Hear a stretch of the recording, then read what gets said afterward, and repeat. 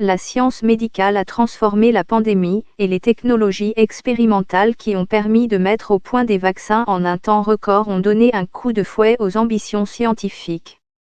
Pourrions-nous entrer dans l'âge d'or des nouveaux vaccins ?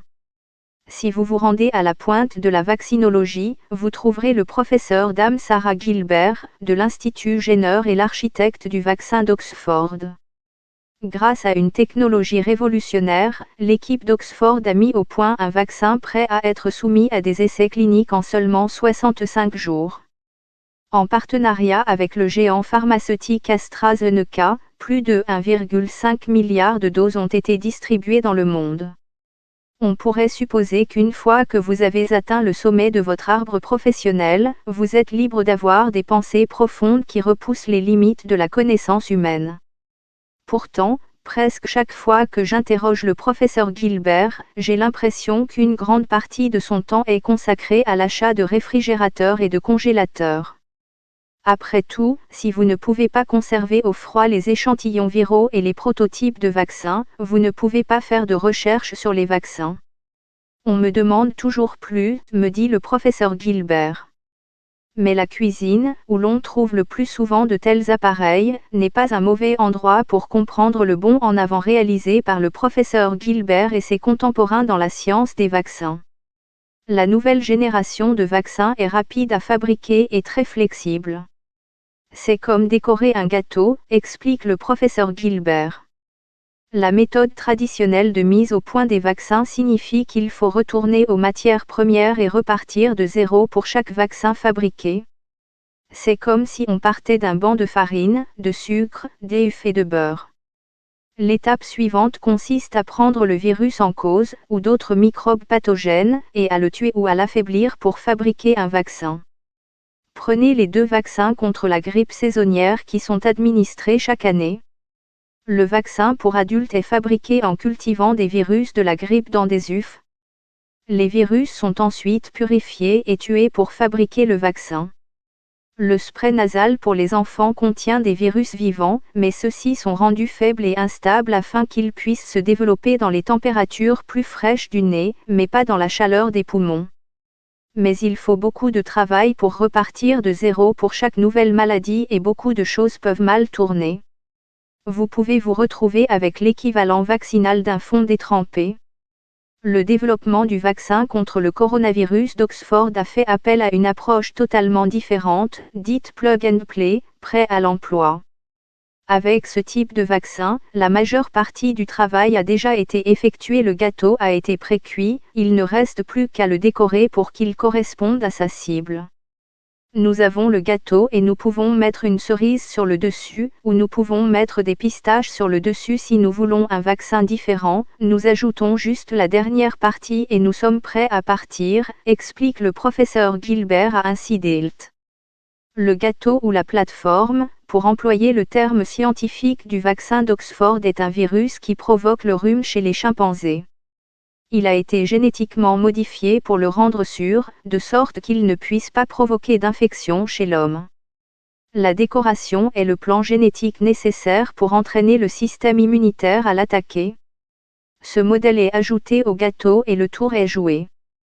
Ce sont ces travaux, appliqués au coronavirus SARS-CoV-2, qui ont valu au professeur Gilbert de nombreuses distinctions, allant d'un titre de dame à une poupée Barbie fabriquée à son image. Barbie est confortablement installée dans mon bureau, mais oui, je pense envoyer Barbie comme doublure. Il serait utile d'avoir un double qui pourrait aller faire des interviews à ma place, dit-elle.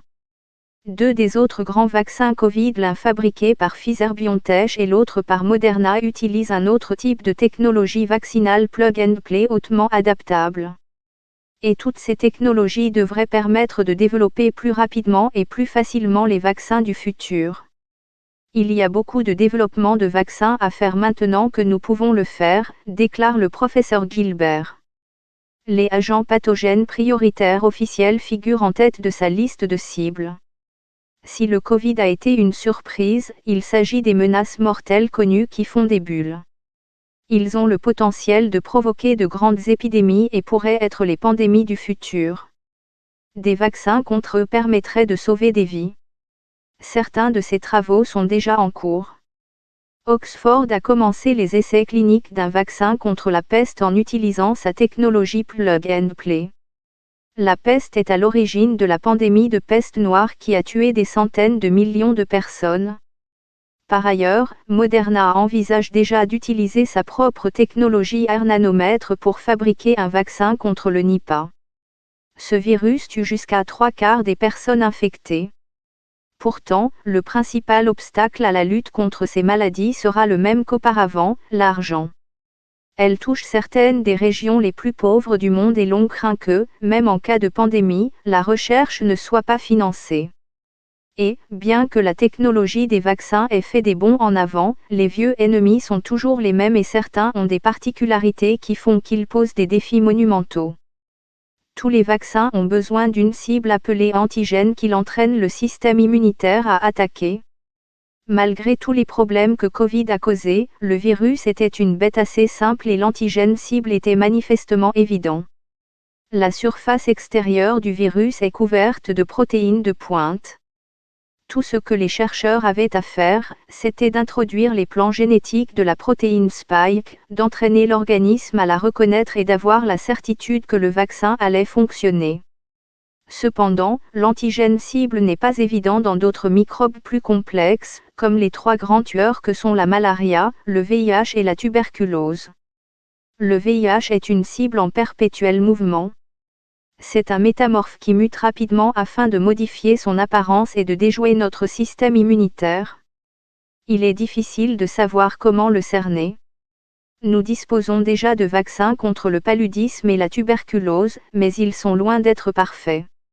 Le monde a célébré, à juste titre, le lancement du premier vaccin contre le paludisme en Afrique, ce mois-ci, mais son efficacité dans la prévention de la maladie grave n'est que de 30% environ. La raison en est que le parasite du paludisme a un cycle de vie complexe, au cours duquel il se transforme en une variété de formes, à travers 2 espèces. Une bactérie de la tuberculose est également beaucoup plus complexe qu'un coronavirus. Il existe une longue liste d'antigènes parmi lesquels choisir pour la tuberculose et le paludisme, et le bon est resté frustrant et insaisissable. Il y a un tel éventail de choix, et il n'est pas évident de savoir ce que nous devrions utiliser, me dit le professeur Gilbert. Il faut beaucoup de temps pour trouver le bon antigène, donc c'est beaucoup plus difficile. Ils sont beaucoup plus difficiles qu'avec ces pathogènes d'épidémie, qui sont des virus assez simples. Cependant, BioNTech utilise sa technologie pour tenter de développer un vaccin contre le VIH. Alors, si le prêt à l'emploi est la révolution qui a fait ses preuves pendant la pandémie, quelle est la prochaine étape à l'horizon? Je pense que le prochain grand saut dans le domaine des vaccins, plutôt que d'utiliser des technologies totalement nouvelles, consistera à rendre plus stables les technologies dont nous disposons, ce qui sera formidable, déclare le professeur Gilbert. Les vaccins sont un peu comme une boucle d'or, ils doivent être maintenus à la bonne température entre le moment où ils sont fabriqués et celui où ils sont administrés. Cela signifie qu'il existe un réseau mondial de congélateurs, de réfrigérateurs, de boîtes froides et ainsi de suite, connu sous le nom de chaîne du froid. Mais il est difficile d'acheminer les vaccins dans certaines des régions les plus reculées et les plus pauvres du monde, notamment là où il n'y a pas d'électricité. Elle dit aussi que ce serait vraiment bien si nous pouvions avoir des vaccins qui ne nécessitent pas d'aiguille. Il serait peut-être préférable de ne plus administrer certains vaccins sous forme d'injection. On peut obtenir une meilleure réponse immunitaire à certaines infections pulmonaires, comme le Covid, en les administrant sous forme de spray. Parce que c'est là que le virus lui-même devrait normalement aller, c'est différent si vous avez une infection transmise par le sang comme la dengue. Mais c'est quelque chose que nous ne pouvons pas faire très rapidement, il y a pas mal de tests de vaccins à faire, conclut-elle.